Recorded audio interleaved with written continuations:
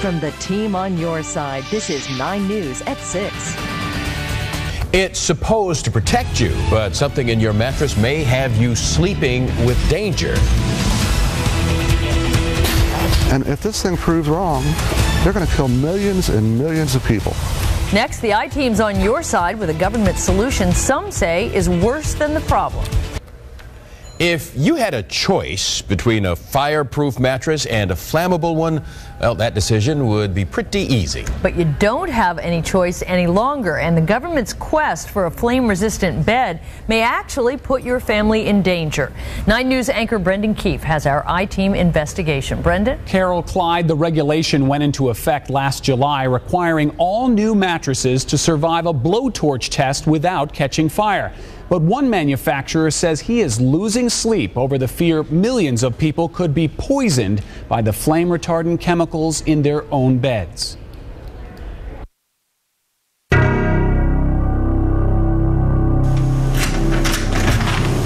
We lock our doors at night, but the killer may already be inside our homes, sleeping with us in the same bed. Poisonous chemicals just below the sheets. It's very toxic stuff. Mark Strobel is a mattress manufacturer.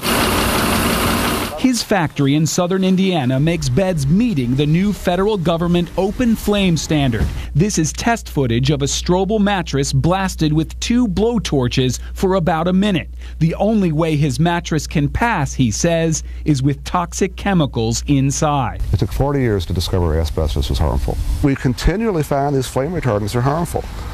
We ban them one after the other. And if this thing proves wrong, they're going to kill millions and millions of people.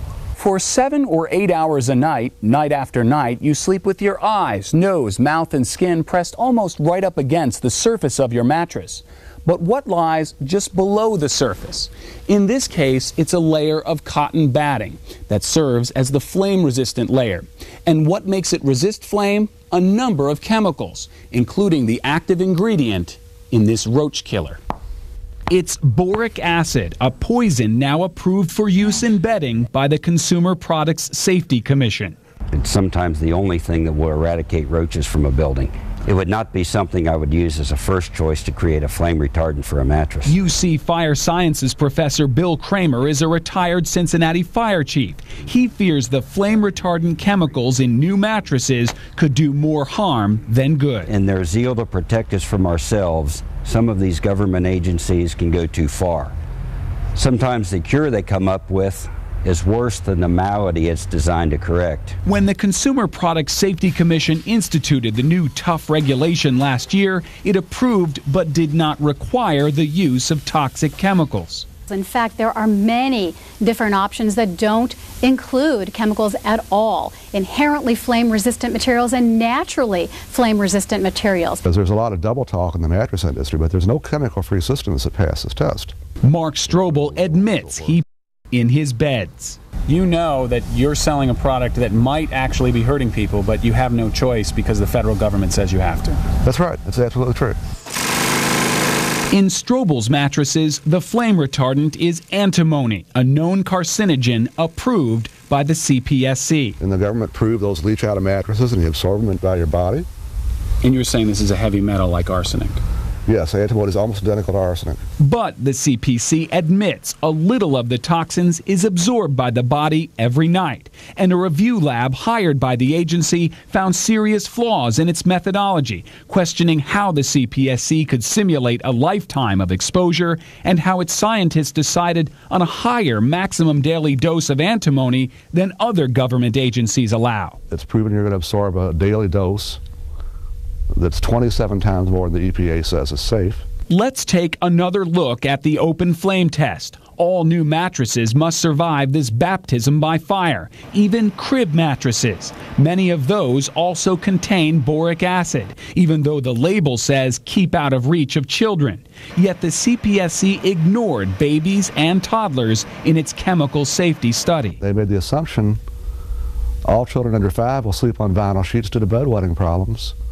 And that's going to protect them from the toxic chemicals in their mattress. There is a far greater risk of dying in a mattress fire or being injured in a mattress fire as opposed to the risk of exposure. That's the bottom line. The CPSC hopes to save 270 lives a year, but divided by our nation's population, the chances of dying in a mattress fire are 1 in a million. Literally, it's 1 in 1.111 million.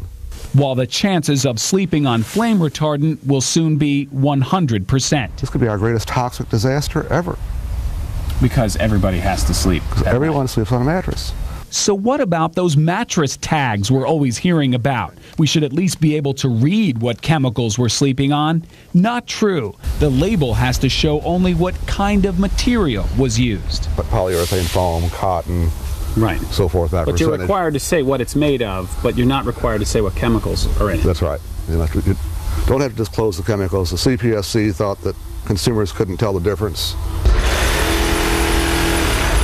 Most manufacturers sew their mattresses shut with the flame retardant locked in. Strobel uses a zipper. You sleep easier at night because you know at least your customers can remove this if they want to.